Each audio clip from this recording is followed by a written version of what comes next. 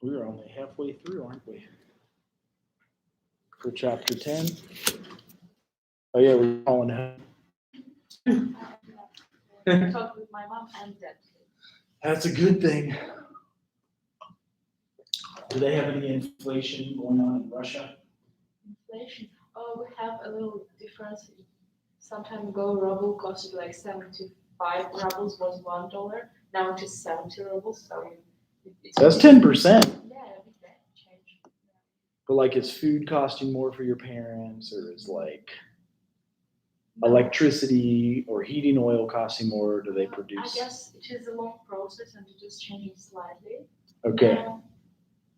It's actually cold outside, isn't it? It's too cold and it is not warmer inside.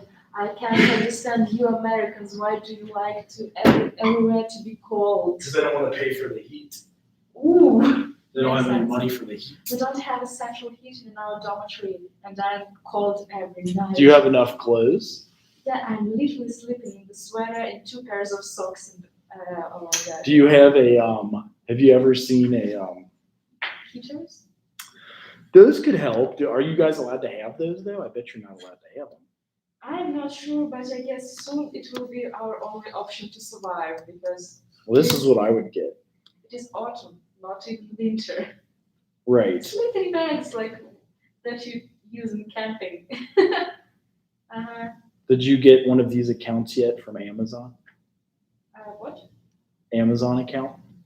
I didn't get it. We decided that one of us will get account this half a year and others will get like next half a year. So somebody already has it. Yes. Well, look at this. For $21, I know that might be a lot of rubles. Kind of, but. But you zip it up and you put that over your head. And I have a sleeping bag back in Russia. My grandfather take it from Africa when they were living there and just like 40 years old. Right. They still work. What's nice is these compress into a bag about that big. So you can bring it home with you. And that's what I do. And then you could get, there's probably even cheaper ones. Well, yeah, there's one for $22 I just saw. So if you like, well, there's one for 20. So, are they kids? Oh, you might be right. Oh, shoot. But I'm a kid-sized person. So. Are you sure? Well, here is. Well, yeah, it's good until like 41 degrees. So if they're not heating you above 41 degrees, then that's pretty bad. So you could bring this home to Russia. My friend's watching us on YouTube. He said, "You're talking about sleeping bags in your class?" Yes, it's survival. So there's some for adults. There's a few others. But yeah, that way, do you have gloves and a hat too? Yes. Okay. And then you have, the cheapest you probably find is $20. I didn't expect that I will have to survive in American dormitory. If the power ever got shut off, could you imagine how cold it would get then? Please. Right. So I don't know if you can find $20. I'll do it. And then you order it in. That might be that's because what this does is it keeps your core body temperature. I slept in bags. Right. So yeah. And I've slept in the snow in these things. So yeah. You went camping? Oh yeah, all the time. So, and here's we probably have some if we go into here. Yeah, I've slept at the top of the mountains. Oh, that's cool. You were camping somewhere in America? Yeah, we camped in America mostly. Lots of mountains in America that are snowy. So let's go to probably here. But there are a lot of, oh, look, it says search camping. They're listening to us. Isn't that That's creepy? Always so creepy. It's very creepy. So there you go. That's none of the snow ones. Oh, that's going to be the wrong. I have to log into my other. Hello, how are you? Good. Good. Discussing survival in cold American dormitories. Oh. because I'm sleeping in 2 pairs of socks and a sweater for a week, I guess.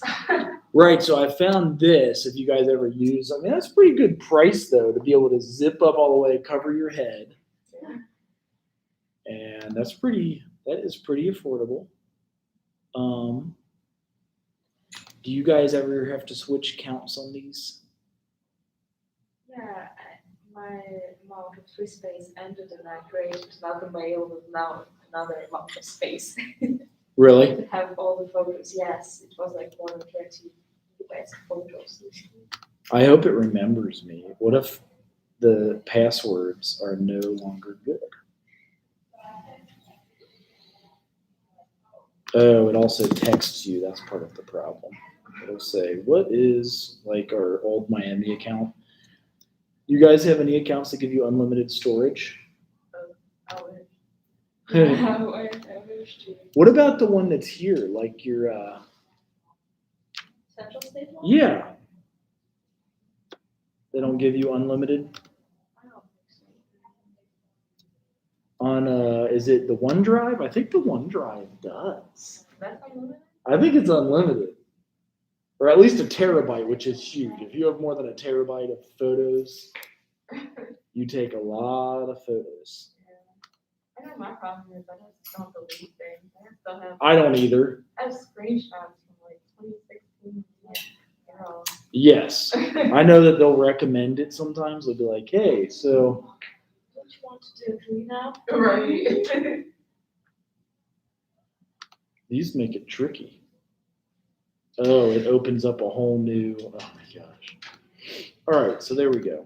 Now, if I went into Google Photos, do you guys ever use this? Yeah.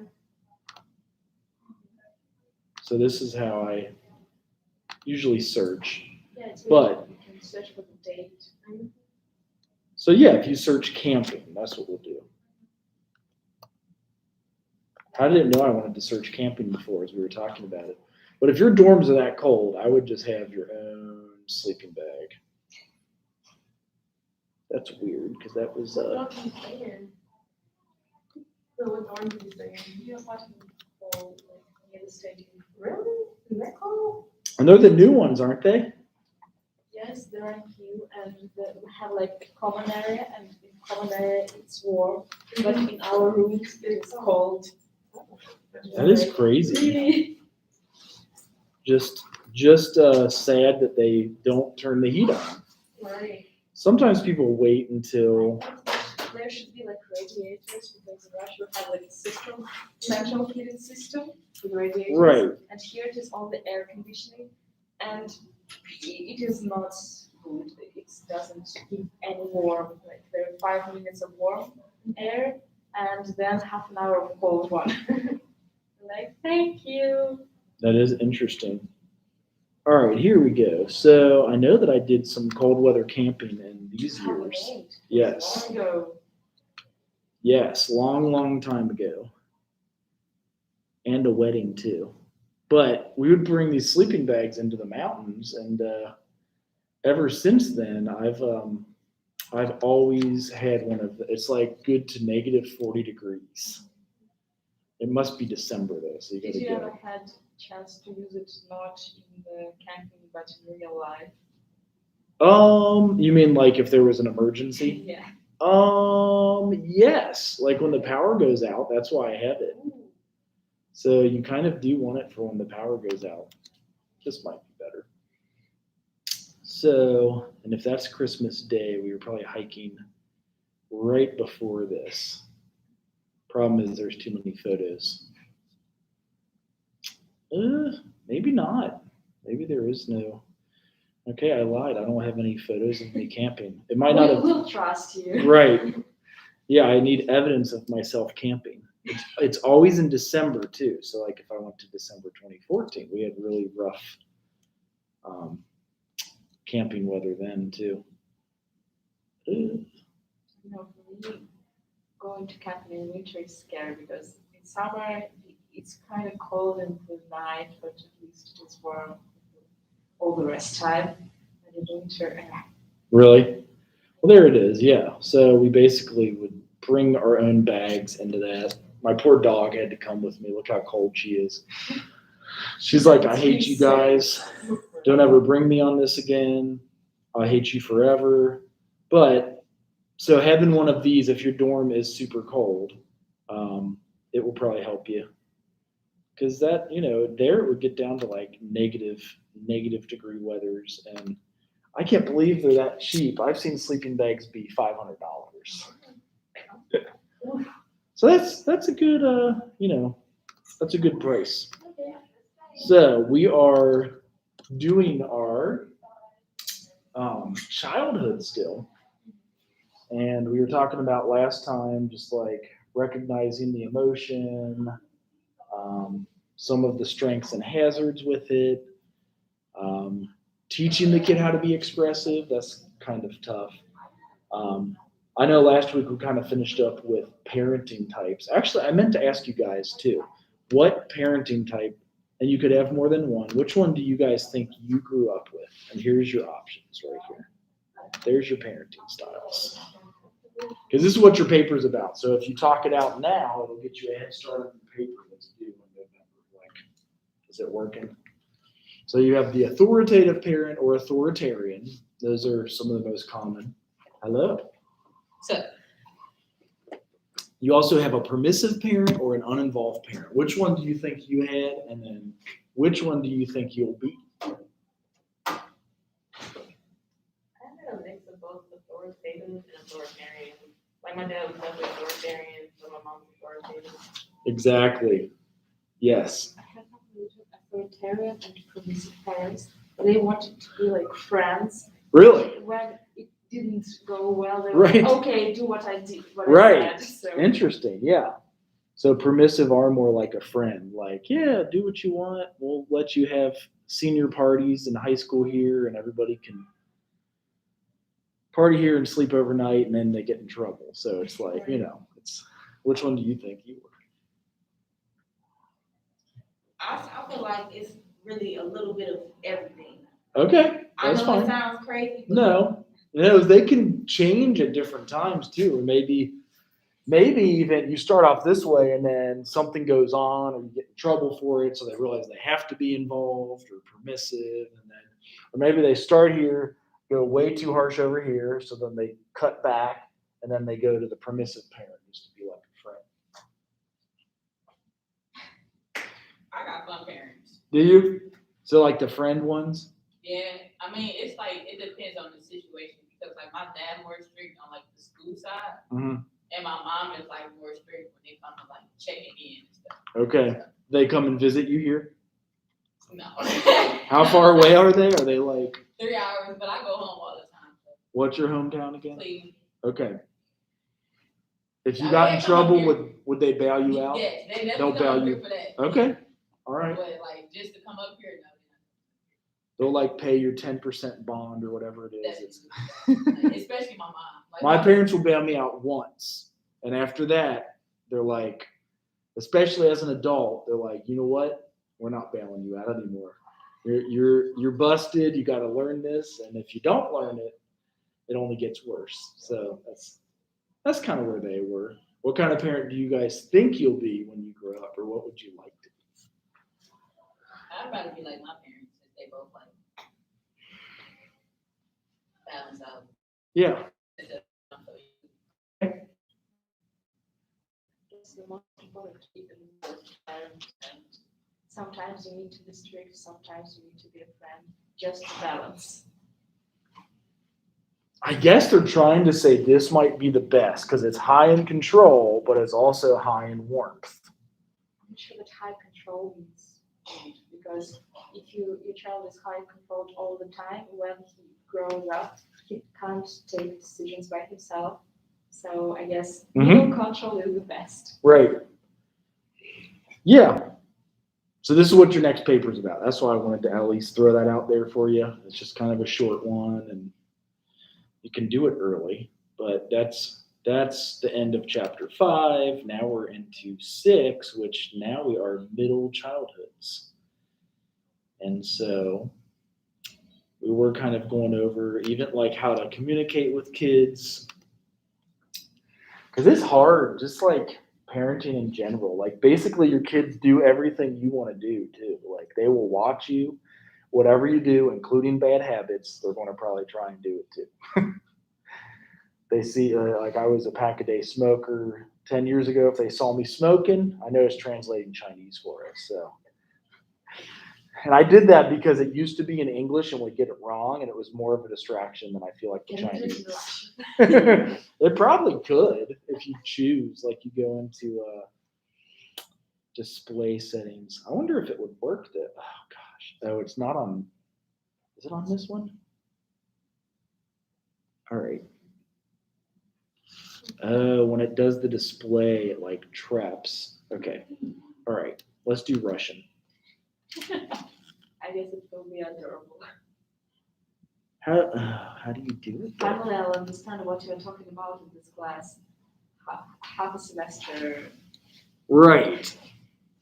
Let's see if it works. It'll probably from English to Chinese. How about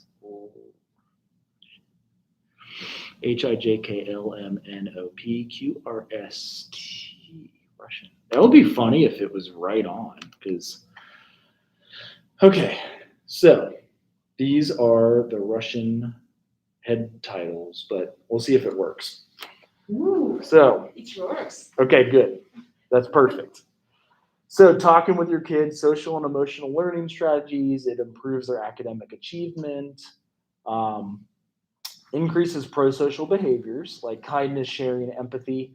So the social, emotional, and academic learning, you're going to kind of want to get your kids into self-awareness and self-management, also some social awareness and relationship skills.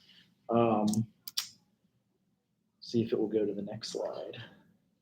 It's almost overwhelming the system to make it go in Russian.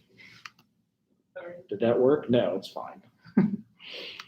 So with the psychological dimension, doing communication, this is the slide we finished on last time. So you want to have the metalinguistic awareness, so the ability to go beyond the information.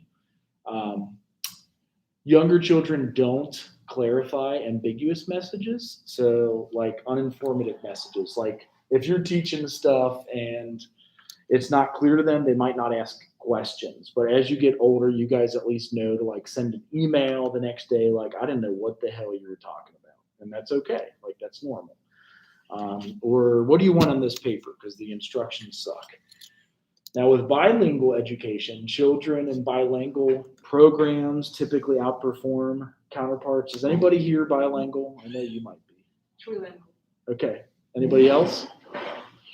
We don't do it in America. We just kind of like, it's just, some people call it American selfishness, you know, like we think we're the bomb and everybody should learn English, and that's all she wrote. But other people are like, no, I'd like to learn other languages. I don't have time right now.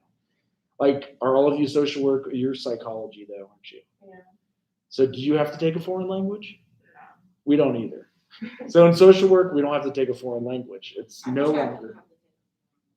It just changed recently. Okay.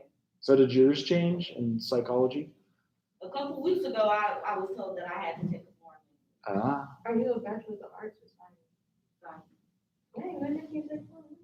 that is weird. And I think it might just be like a elective, because they do be trying to add all the electives if you got. It actually might be.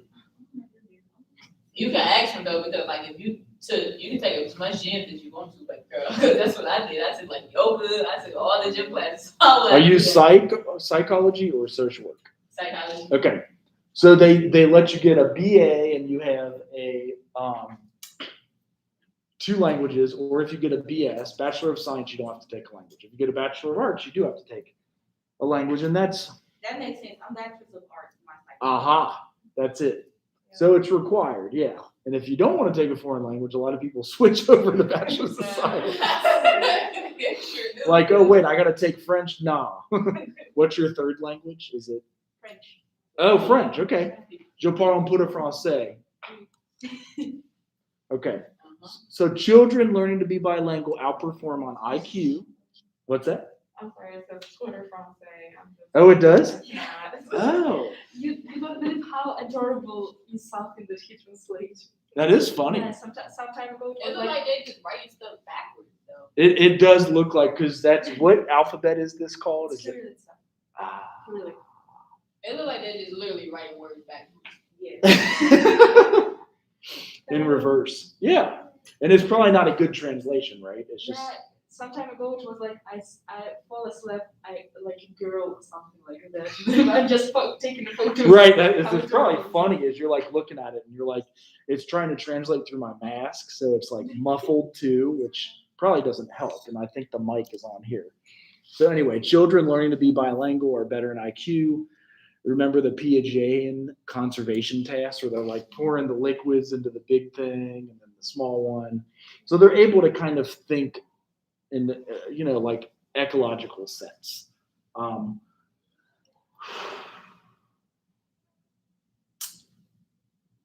Do you guys also take human behavior in the social environment part 2? I don't know if I gotta do part 2. I guess you don't have to. Actually, none of you have to. If you're not a social work major, you don't have to. So that's good.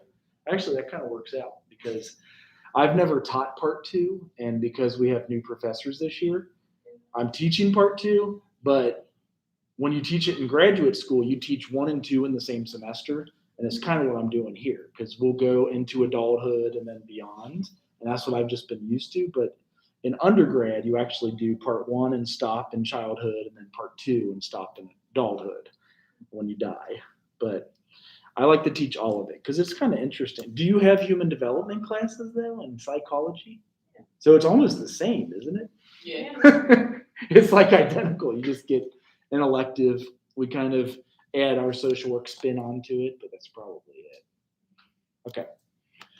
So from the psychological dimension, for you psych majors, 3 of you guys, your attitudes, emotions, and regulation. We're trying to teach kids how to regulate emotions, which comes up a lot in especially trauma therapy. Because if you recognize your emotion before it starts taking over your body and you start like smashing the TV or breaking your computer or getting arrested, whatever it is, it's better to recognize that emotion first, be able to express what the emotion is, how you're feeling, understanding emotions in others also helps you understand it. And you don't get in trouble for like freaking out. You know what I mean? Because it's easy to like go batshit crazy on somebody and get arrested for it.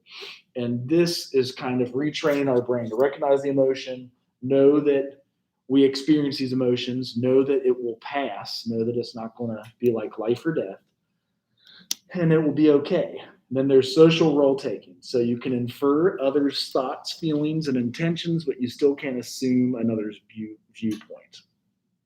So that's why we have communication. Like we talk to each other and share what our feelings are. And that's why text messages are so messed up. You ever try to read a text message and you take it personal, or like you get offended and it wasn't meant to be offensive, or I'm actually a better texter than talker. Are you? I say like I'm more aggressive with my words, like verbally. Really? Interesting. Okay. But you know what I'm talking about, how it changes whatever you're saying. So for you, it's better because maybe when you're in person, you're more dramatic and use, and then I talk like this all the time. If you're typing, then they don't read into the emotion. Whereas like when you're in person face to face, they read into the emotion and get offended or something. Okay.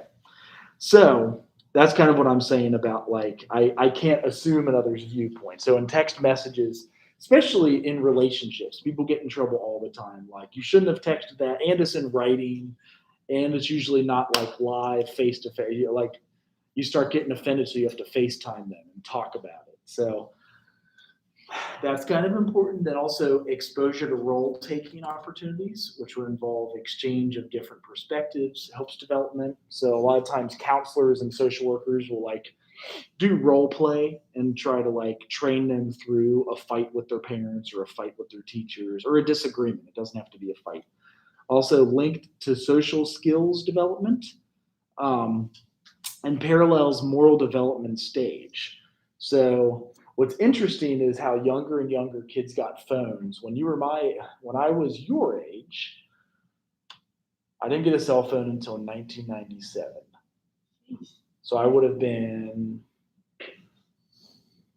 We had pagers. So like my sophomore year, like I was 20 years old. But nowadays, I think kids get cell phones at like 15, No, they have like 10, I've been having the same number for 10 9. years. Yes.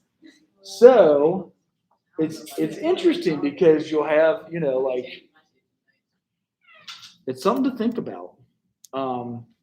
Also learning that interpersonal awareness. So how the child conceives his or her own interpersonal relationships, like your best friend, particularly friendships and peer group relationships, different friendship stages. So that will coincide with your cognitive development. So early childhood, usually you just have like a physical playmate. You're like outside. What's that? She said she had the same number for 10 years. Do you know how long my block list would be if I had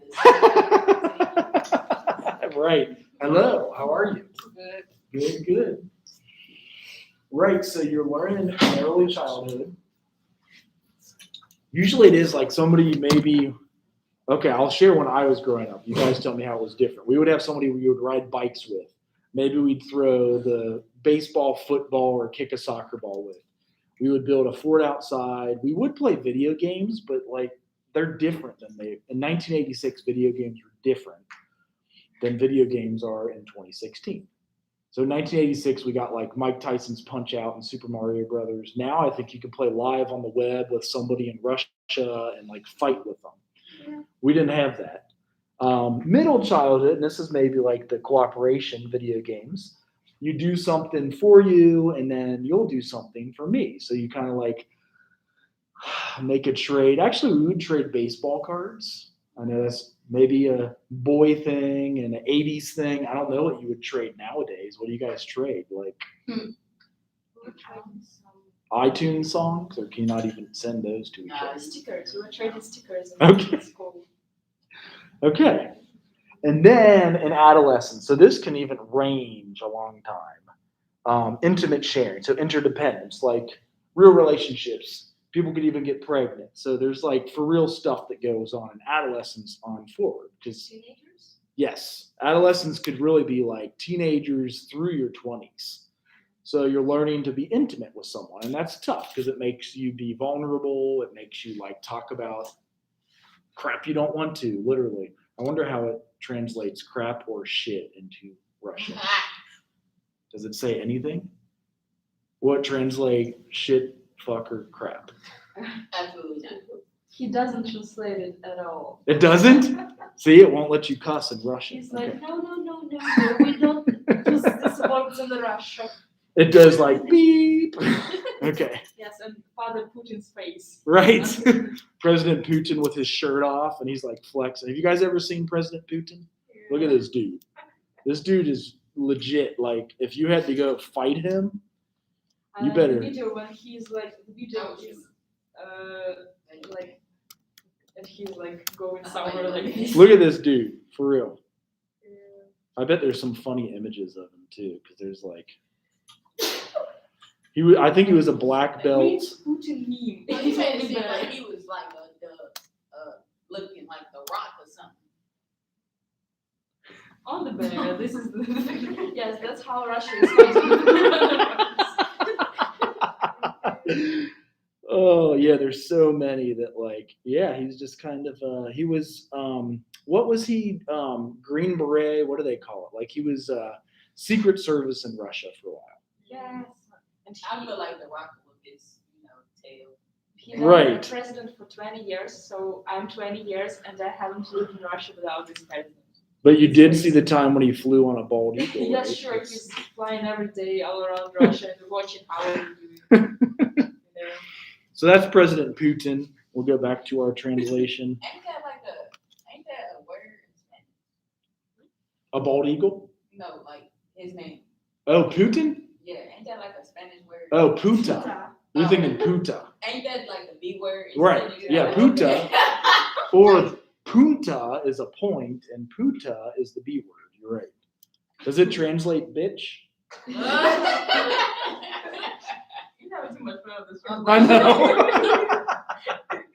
All right. Tried to keep it like wrong. I guess it is a clue for me to run away. Oh, yeah, right. Like, this guy's cussing too much. You better go. All right. So the self-concept, which you guys will get in your teenage years, you already have it. You notice it even younger than that, but it's defined by your traits. Like, you ever describe a friend as smart or shy, or you see yourselves as more unique.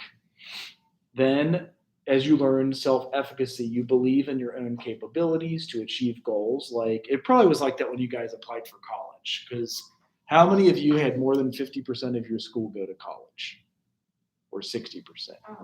100%. Pretty much everybody. Was yours a good college prep high school? Yeah.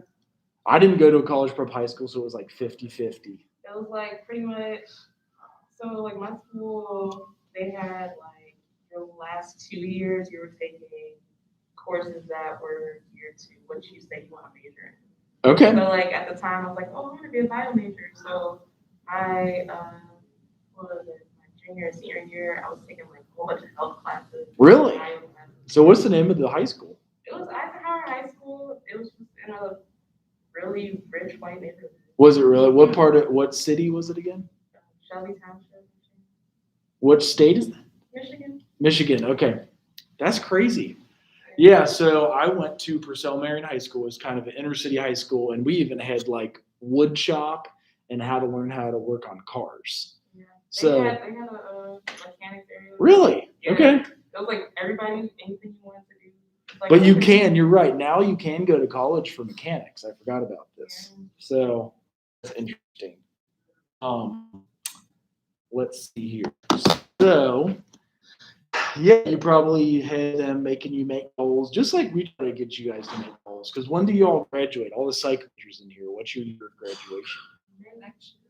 Okay, so like in 6 months. I'm not going to graduate. What is that? 6 months Well, already? Yeah. 2023 next year. So you're a year and a half, and you're a half a year. Yep. Okay. Any graduate schools? Yeah, I'm looking at just possibly like 2 or 5 minutes. Psychology, social work, and something else, or? I'm actually looking into a master's in public health. Okay. Because that's what I've been working with the past year and a half. That's and good. I really like it. Okay. Anybody else? Are you all graduating in the next year? Yeah. Fall 22. Fall. So that's less than a year almost. Yeah, I'm 23. Are you? So you two are the same. When do you graduate? 2024, because this year doesn't count and I have 2 more years in university. Why don't they count it? It's like a trial. That's Engineering. She better than me. Right. It is your junior year? It doesn't count as anything. It's just I get a vacation in Russia to go here. So you finish high school at 18 and normally college at 22? 24. 24? Because we have 4 years. Oh no, 22 years. Okay. Okay. 3, 4 years. Long way. So you guys in psychology may have heard of this. What were you saying? I'm sorry. Okay. The looking glass theory. So research shows that children's evaluations for themselves resemble the way other people perceive them. So we start looking to others like our self-worth, like everything that we believe that we are. And it's funny is they tell us not to do this, but we put our self-worth into what other people say, like we may try to say sticks and stones may break my bones, but words will never hurt me. And I don't know how that translated, but I did it. So the looking glass theory is that we really do kind of look to others, even like what we do, what we wear, things we do throughout the day and the week. Oh, now let's check into the next slide. So child behavior checklist. And this is something as a social worker and a psychologist, you can assess these externalizing and internalizing problems. So externalizing is like acting out. And if you've seen a kid throw a temper tantrum, we mentioned this before in a class, like where they're just like pissed off they didn't get a piece of candy or like a milkshake, or what else do you throw a temper tantrum? It's usually sugar, isn't it? A toy or sugar is what I'm guessing. Or you internalize problems and maybe you think like just because you're a bad person, your parents didn't buy you that's sugar, or Santa Claus didn't bring you a toy, something like that. Do they have Santa Claus in Russia too, or is it? Yes, just like grandfather cold. Okay. Okay. The same guy, basically. So this is kind of where I get into the most frequent diagnosis. So in middle childhood, it's ADHD and depression. Because this PowerPoint slide was made in 2010, I would beg to differ on this. I would actually say that trauma is as equal as ADHD. And a lot of people misdiagnose trauma as ADHD because you show the same diagnoses problems, like inability to concentrate, challenges that come up in the classroom. And actually, when this slideshow was made in 2010, most of our diagnoses were ADHD. I was working with kids and they would always give ADHD. But a lot of times it turned out it was actually trauma. Like they had a trauma in their life, they hadn't addressed it. And when that's addressed, some of that symptomology goes away. ADHD, they often use medication. But here's ADHD. It's the most common neurobehavioral disorder of childhood. So 8 to 10 of the kids, especially boys, as a boy, like probably late. Because my brother got diagnosed in like 88 or 89, and I'm 3 years younger than him. I didn't get diagnosed till like 92, 93, or 94 when I was 15 years old. So they thought I was just mimicking my brother's behaviors. You have excessive motor activity. That's why I ran cross country. You have impulsiveness, so you get in trouble. Sometimes you can get arrested or kicked out of schools. You have inattention, so it's hard to focus and concentrate, which some of these are similar to the inattention, certainly for trauma and PTSD diagnosis.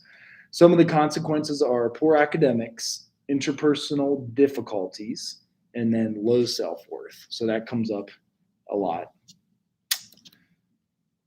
Also, so the treatment, as I mentioned before, it's a combo of drugs and behavior therapy recommended. So you would see a psychologist or a social worker and also get Ritalin, or what's the other drug they use for ADHD? I think so. Adderall, because it could be abused too. So that's the tricky part with them. So in your social dimension, time with peers goes up and your time with your parents goes down. So this is like, again, the middle childhood peer groups. They're groups of age that are a set of relationships. You also have cooperative activities that can decrease negative social behaviors that sometimes emerge in groups. Oh, shoot. We're trying to get a minivan because we got too many damn kids. And I just don't get a truck. It's some real nice trucks. Probably because you ever see this Kia truck? It look like a Range Rover. Probably because we're poor ass teachers. Kia truck expensive. Are they? What kind of truck is it? It's a Kia truck. Oh, a Kia truck. Okay. Yeah. Yeah, see? How much are they? I don't know, but they're cheap. They're like 36 Okay. to. Yeah, they're cheap and they have a great warranty. Do they have a plug-in too? Like I know a, the GMC's got plug-in. Right. GMC's got Wi-Fi, but those are probably more expensive. okay. Well, we're for whatever reason, my wife would like a minivan.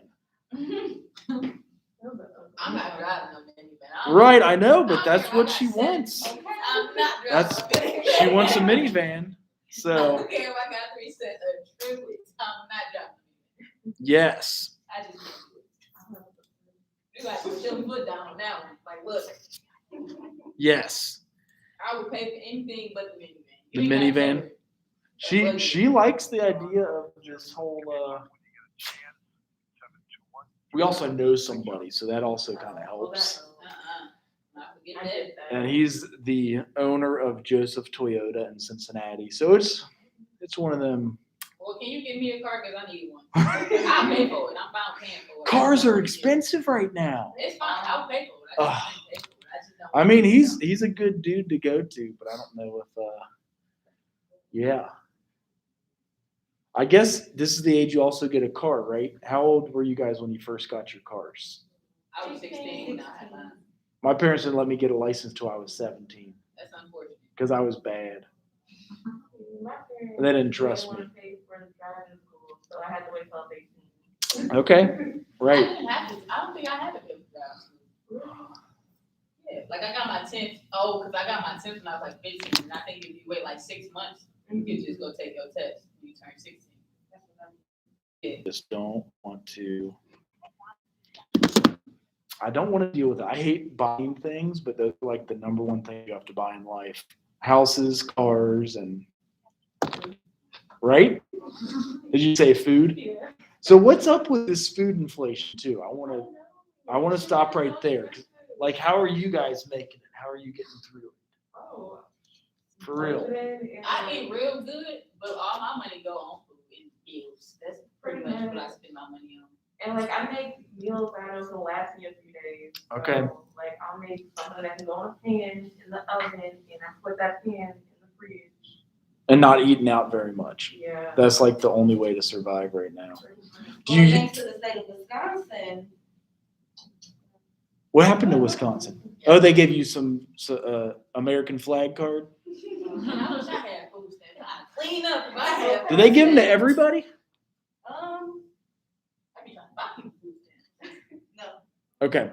So, do you guys also know about our mobile food pantry on the first Tuesday of the month? Yeah, I took advantage of it. So they get a lot of good stuff. Okay, Have you ever I been? made a It's good. powder after that. Did you go? Yeah, we're food rations, obviously. Yeah. And I think they just have you sign in and put your ID number. It's like I used to volunteer there, but now I always have class. So it's getting out of control. I'm not going to lie. So cooperative activities can degrease. That's a weird. Decrease negative social behaviors that sometimes emerge in groups. So they're probably talking about like sports and like maybe even choir, things of that nature. Oops. And then there are 3 types of friends: those who like food. Without you can't live. So your first choice of friends are like food. You have probably your best friend. Those like medicine, which you need occasionally. And those like an illness, which you never want, and you got to get out of your life. I don't know who Gabriel is, but that's who quoted that quote before. So, last piece, peer group. So it is crucial to healthy development. Like we're talking about moving from my neighborhood, which is 5 moms that all have kids. Like my wife graduated in 2004. Our other neighbor graduated in 2005. Another one was 2006, and another one was 2003. And they all have little kids, and they have a swing set in the middle. I've never lived in a neighborhood like that, where like they actually could play and get along. But it's a small house, so to be able to afford to get in that neighborhood, we have like a 3-bedroom house, and we've already filled it up with kids. So same problem with the car. We keep filling them up. Kids, cats, and all that. So we may move more into the country, and we won't have that stuff going on. We won't have as many peer groups. So I'm hoping that like with a car, she can drive to it. At this age though, boys usually have larger social networks. Tell me if you guys think this is true. And relationships are less exclusive. Girls are more close friends, and they have sometimes relational aggression. Do girls have more fights than boys? Definitely.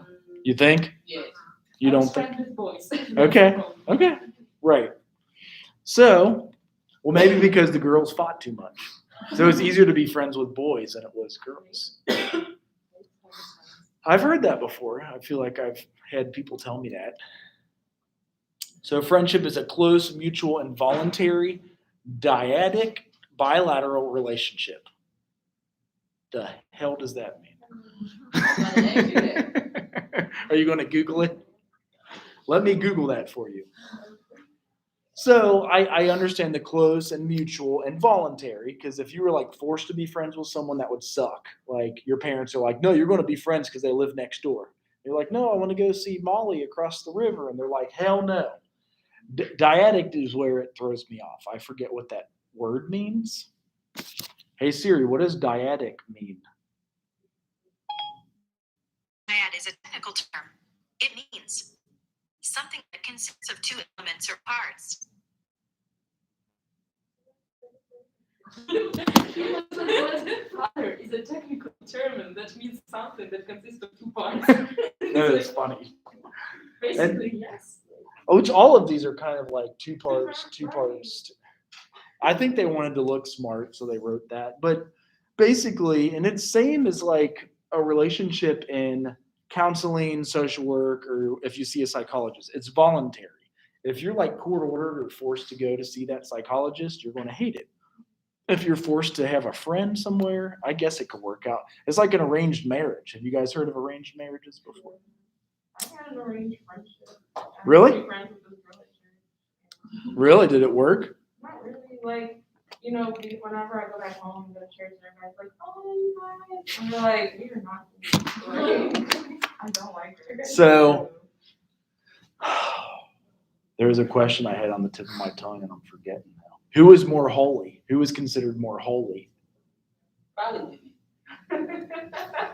Like of you or your friend, you know what I mean? Is there somebody like, oh, she was so good at church, or like, oh, she was hell at church? I've It never. was more so like it got weird because like, people were trying to like compare us both. Right. And I always hated that, and she really loved that. So like she Right. started off with it. and I was like, Interesting. "You're very welcome." Yeah, so I have siblings, and the sibling rivalry is really, really real. Like it's for real, and it kind of sucks. And you know, there's also the popularity thing. I wish that never was a thing, but being liked or being accepted by one's peers, and like it's never fair. However you break it down, it's I got a question. I feel like it's a good question. yeah. Do you think people who like crave popularity like got not some issues at home, but like accepting issues or something? Because I've never been the one to want to be popular. Right. I don't know if it's because I was or I don't know, but I just feel like it's because I got good parents. Type Yeah, that's true. Yeah, like maybe you were seeking your gratification from those friendships rather than as your parents weren't giving it to you. Like you weren't able to openly speak to your parents or dialogue about stuff. I mean, I can see it as a possibility. What do you guys think? I wasn't popular. Right. Well, and maybe it's more the seeking popularity. Not that you have to be popular or not, but you're just seeking constant approval because you're not getting it at home. Is that what I'm hearing you say? Yeah, it's Well, like you probably was cool with your own bubble. Like it's really people who would like take being bullied type stuff, like take the small Right. comments and stuff just to be around. Like you're not real good. I'm not that And it's type. like when I was at home with my parents, like, granted, I had a great relationship with my parents. Like, chill, watch movies, Mhm. whatever. Yeah. I didn't really need it everywhere else. Yeah. It is weird too, is I also feel like strangely the economy could also affect that, which is like, and I know that's a weird stretch, but like if your parents are having to bust their ass all the time and are always gone, and you don't have a chance to relationship or vacation or anything, if you can't ever spend time with them, it's hard to have those good relationships right now. And I feel like the economy where it is right now, that's kind of where we're at. You're seeing a lot of little kids that don't get to see their parents at all, ever, because they're busting their ass somewhere else and like are struggling, like hard to pay for stuff. And what do you guys think is a more truer statement? Birds of a feather flock together or opposites attract? I don't know. That's tough. I know, it is. It is. What does it mean? Like if you look the same and act the same and are the same type of bird, you're going to be a flock. Or if you're like a magnet and opposites attract, like especially in sexual relationships, they say sometimes opposites attract in sexual because you like are the yin and the yang of each other. You know what I mean? You think opposites attract? I feel like it's a mix of both. Like I know my friends, if you look at us from afar, you're like, I'm sorry, like we all different, but we all have something that we have in common. Mm-hmm. Maybe it just depends on the relationship. Like friendship is the birds of the feather, Yeah. But like a relationship is probably more like an opposite attract. Right. Yes. It's interesting they put that out there. I love when they throw the random like 1 out of 10 slides has a question. not this one. But, okay, so developmentally, and you really, we go through it all our lives, but like college is like the last piece where you have like forced schooling, but then you go to workplace and that's always awkward too, is I was always told never be friends with people at your workplace because for some reason you get in trouble with it. I don't know how or why, but that's what I was told. So poor peer relationships are associated with discomfort, anxiety, a general unwillingness to engage in the environment. Children master their aggressive impulses with the context of their peer relations. Sexual socialization cannot take place in the absence of peer interaction. Although, what about the internet nowadays? Which I guess it still is an interaction of sorts. Like you can FaceTime but like what does like digital connections do to that piece? You know, this sexual socialization cannot take place in the absence of peer interaction. Because usually you technically need somebody else there. I guess you also don't, but that's something to consider in the internet age because there's like FaceTiming and like weird ass chat rooms and stuff like that. You know what I mean? So they're I know people that be on love and they never even met the person. Right. That's what I'm thinking. So, but maybe this is also saying that like if it is that way, and then when they do meet, the crap falls apart. It's because they never did have that like face to face. Really get to see who they're talking to online. Is it really a 55-year-old man in his minivan? Or is it a cute Cute 55-year-old man. right? Also, peer relations are related to role-taking ability, empathy, and moral reasoning. And this, I feel like, all throughout social work, all throughout psychology, if we can learn more of this, because we have so much less of this empathy everywhere we go nowadays. Like now it's almost like we address things more with sarcasm and less empathy. In my nonviolent communication book by Dr. Marshall Rosenberg, he has 2 chapters on empathy. And essentially, counseling is the balance between challenging someone, and this is what you want a friend to do, and then empathizing and challenging and empathizing. If you have someone who challenges you all the time, they're an asshole. I don't know how that translates. But if they are empathetic all the time, they're a pushover and they're not really like a great friend that will challenge you. So you want a balance between challenging you, then empathizing with you, then challenging, empathizing with your hard times. But a lot of us do have those friends that are just challenge all the time and we just call them an asshole. And then there's those that are empathetic all the time and they're just kind of a pushover. So if we can balance those two, that's important. Also, children who are rejected by their peers are at greater risk for delinquency, school dropout, and mental health problems. That speaks for itself because like school, you're usually going with other people, other peers. And if you're rejected by them, why the hell would you want to go to school? You know what I mean? Like, why would you even want to show up there? Or you go find the dude who's smoking a blunt in the woods because you get along better with him, something like that. Friendships are critical because they provide opportunities for learning social skills and a beginning sense of group belonging. So it is like the startup of like college and then work. We are social people as much as we want to say we don't need anybody in our lives. We need somebody to deliver us our food, even if we're isolated in our apartment, somebody to cook us our food or like bring us, like no matter what, we're a social people. And even if we lived on an island, it's really hard to like live by yourself. So no matter what, you're going to have somebody else around, if that makes sense. Family or friends or a peer. So last few slides, we're on 18 of 21. There's 3 parental discipline strategies. The first is power assertive, another is love withdrawal, and the last is induction. So power assertion strategies increase children's aggressive tendencies. So like I would get whooped when I was a kid and like then I would beat up my little brother, So like my parents, I think kind of learned and they whooped us less and less the older we got. And like we kind of learned how to not like beat each other all the time.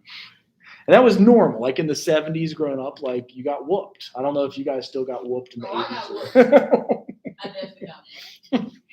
My little sister, though, she was in. Right. Got soft, but Right. Well, the old, like there was more research coming out and people were calling 241 kids on you. So you couldn't get whooped as much or else the social worker's going to come take you.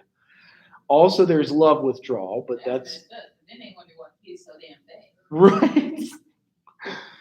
So, well, yeah, if you withdraw your love, it can create anxiety in children. So they don't feel safe. They don't know if they're loved. So they're like anxious about if people love them. And it can carry over into relationships into your future. And we were talking about that.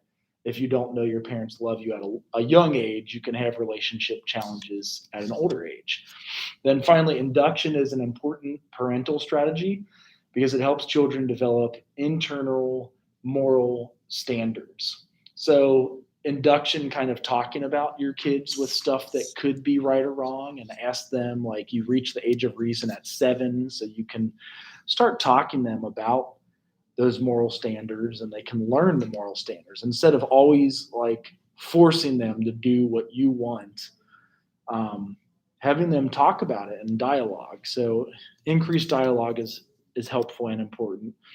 So some effective parenting programs, there's behavior modification or social learning.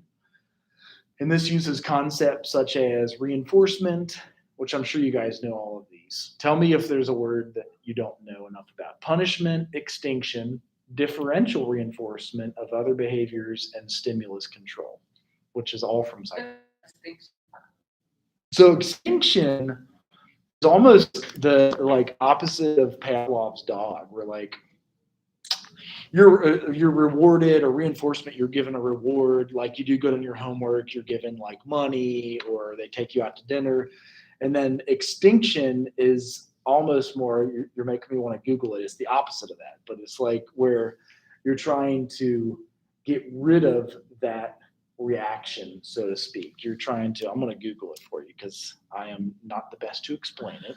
Anybody else want to take a stab at? Don't play for the rules of the game, like you know that if you will do A, you will have B, but you're doing A and B doesn't come, and you're a little bit frustrated because the world doesn't work as it should be.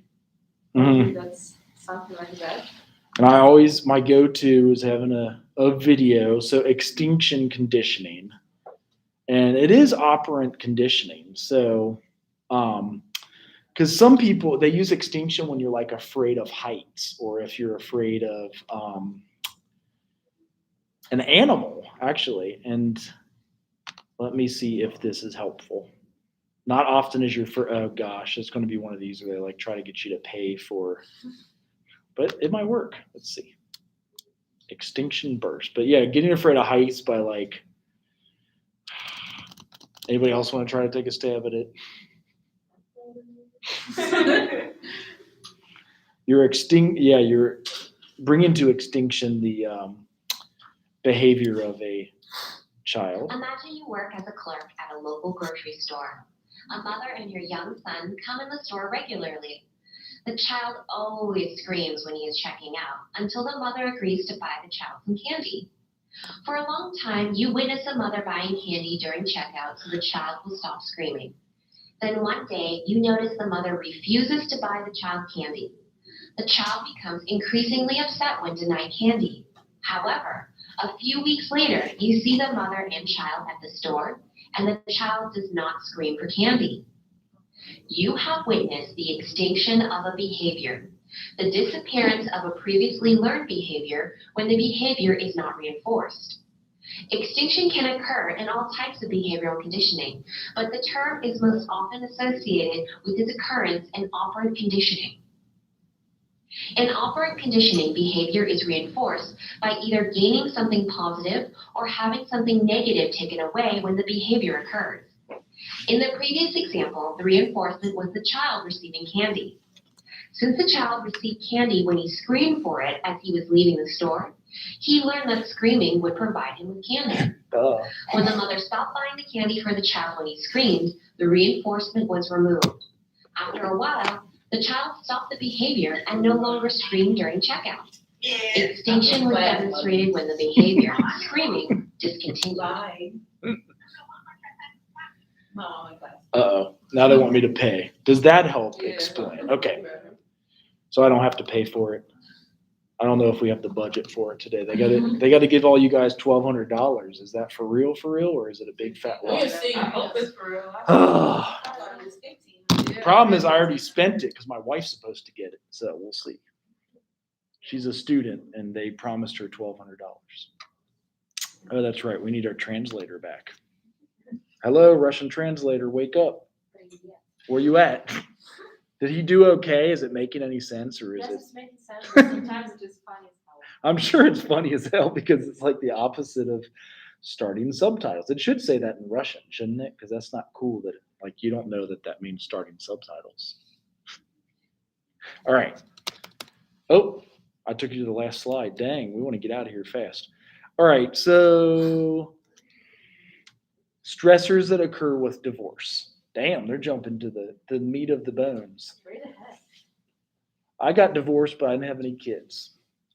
And it was amicable. Like she didn't want to have kids. I did. And we were amicable. You know what I mean? Like nobody's wrong. Yeah, that should have been the first day. I think so. We got Catholic married. We didn't just get married. She went through pre-Cana with me, and we said it as vows on our wedding day. They ask 3 questions when you get married, and she changed her mind. That's okay. But you're right. It's like we were married 5 years, 6 years. She's a good person. What's that? So like, how does that work? Are y'all still cool? As cool as we can be. So y'all still talk? Like I seen her at a stop sign about a month or 2 ago, and I stopped and talked to her. Your wife was Hey, how you doing, okay. ex-wife? What's that? What'd you say? Oh, did I say how you doing, ex-wife? I just said, Kara, and she's like, and it was weird, but I mean, there's no like anger, there's no like. Right. I showed her the picture of my boy and my girl, and it's weird. You could have hit the future on her. This could have been. Right. No. Like make her feel bad and shit. You're I was saying? just Like that, So if you do, and this does happen, so there are, I don't know, let's say like alcoholism, addiction, what else causes divorce? I'm just trying to think of like abuse, and maybe one of them was brought up that way, and maybe one of them Cheating. That's Cheating? The main thing. Right. So how does this affect the kids? So the hostilities between parents. The consequences on kids is obviously sadness, anger, loyalty conflicts. That's a big one. Sometimes you'll see it in the kids. Distraught custodial parents. So anxiety, put in the roles of a parent. They co-parent to the custodial parent. Sometimes the kids will act like a parent. Loss of relationship with non-custodial. Anybody have divorce and willing to share about it? You don't have to tell on yourself, but like had divorce in your family? My parents have been married. Did you? My parents were divorced, but I was a baby when I got divorced. Okay. They weren't even together when I was born, so. So you don't necessarily remember it. No. More so my sister, my older sister. Okay. Did you ever get to see them dating again then? She got Or- remarried. Oh, so remarried and you've always had the My same. stepdad. Okay. So the last one is competitive feelings with parents, new partner, fear of loss of partner's affection, curiosity for the older children about parents' sexuality. And then do you still talk with your dad, I guess? Every once in a while. Okay. Okay. So it does come up. What's that? It's crazy how things are just optional. I don't think that's like because of the divorce though. That's just Yeah, like that's on the not father, bad. right? That's really on him. Yeah. Girl. Yeah, because I don't even be in your business or nothing, but I just feel like in the black community, It's always like it just seems like it's just optional for dads. Okay. So Right. I feel like if my parents got divorced, I really wish they never got married because they just settled type stuff. Like, that's just my opinion.